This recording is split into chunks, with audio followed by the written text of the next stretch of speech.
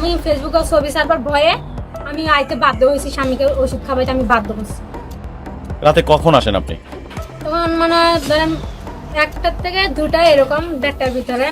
দুই সন্তানের জননী বর্ণনা করছিলেন কিভাবে তিনি স্বামীকে ঘুমের ওষুধ খাইয়ে অচেতন করে রাতের পর রাত প্রেমিক নাইমের সাথে সময় কাটাতেন। তিনি জানান, প্রায় প্রতি রাতেই একই কৌশলে রাত 2টার দিকে তিনি প্রেমিক নাইমের বাড়িতে যেতেন। সেখানে প্রেমিকের সাথে সময় কাটিয়ে আবার নিজের স্বামী ও সন্তানের কাছে ফিরে আসতেন। আমাকে বাধ্য করছে, বলছে আমার সাথে রাতকে দেখা করো। আমি দেখা করতে পারবো না, আমার তো অসম্ভব, আমার স্বামী সন্তান আছে, আমি ওদেরকে তুই আমি এভাবে যাইতে পারবো না, আমার সন্তানরা উড়ে যাবে, তো কিছু হবে না, 10-15 মিনিটের জন্য তুমি আসো। চাঞ্চল্যকর এই ঘটনাটি ঘটেছে রাজশাহীর বাঘা উপজেলার মণিগ্রাম ইউনিয়নের মহদীপুর পণ্ডিতপাড়া গ্রামে। গত 26শে জুলাই রাত 8টার দিকে ওই গৃহবধূ স্বামী ও সন্তান ফেলে প্রেমিক নাইমের বাড়িতে বিয়ের দাবিতে অনশনে বসেন। তবে প্রেমিকা বাড়িতে আসার খবর পেয়েই নাইম সেখান থেকে পালিয়ে যান। আমার এখানে কোনো ভালোবাসা কোনো খাটে ছিল না, ওকে আমি সত্যিকারই ভালোবাসছিলাম।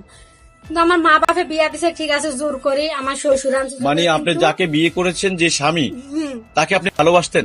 ভালোবাসতাম না সেরকম, ধরেন মন থেকে আমি কখনো মানিয়ে নিতে পারি না। মা বাবা আমাকে ছোটকালে বিয়ে দিয়েছে। ওই নারী জানান, গত রমজান মাসে মোবাইল ফোনে পরিচয়ের সূত্র ধরে নাইমের সাথে তার কথোপকথন শুরু হয়, যা পরে প্রেমের সম্পর্কে গড়ায়।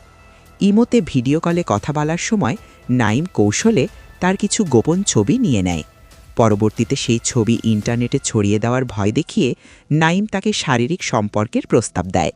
এক প্রকার বাধ্য হয়েই তিনি নাইমের এই প্রস্তাবে রাজি হন। ঠিক আছে, পরেও আমাকে একটা ছবি চাইছিল আমার, আমি বিশ্বাস করে ওকে ছবি দিচ্ছি। ছবিটা দিবার পরে ও আমাকে বলছে, কয়েকদিন যাবার পর বলছে ছবি দিছো তো ঠিক আছে। ঘটনার বিস্তারিত জানাতে গিয়ে ভুক্তভোগী বলেন, প্রেমিক নাইম তাকে বুদ্ধি দেয় স্বামীকে রাতে ঘুমের ওষুধ খাইয়ে তার বাড়িতে চলে আসার জন্য।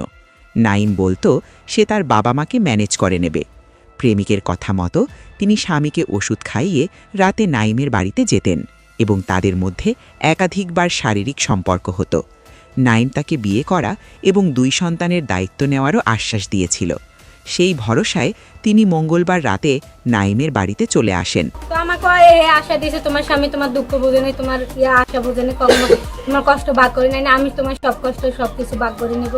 অন্যদিকে ওই গৃহবধূর স্বামী সাফ জানিয়ে দিয়েছেন তিনি আর এই স্ত্রীকে ঘরে তুলবেন না, সে তার প্রেমিকের সাথেই থাকুক, তিনি তার 2 সন্তানকে নিয়েই বাকি জীবন কাটিয়ে দেবেন।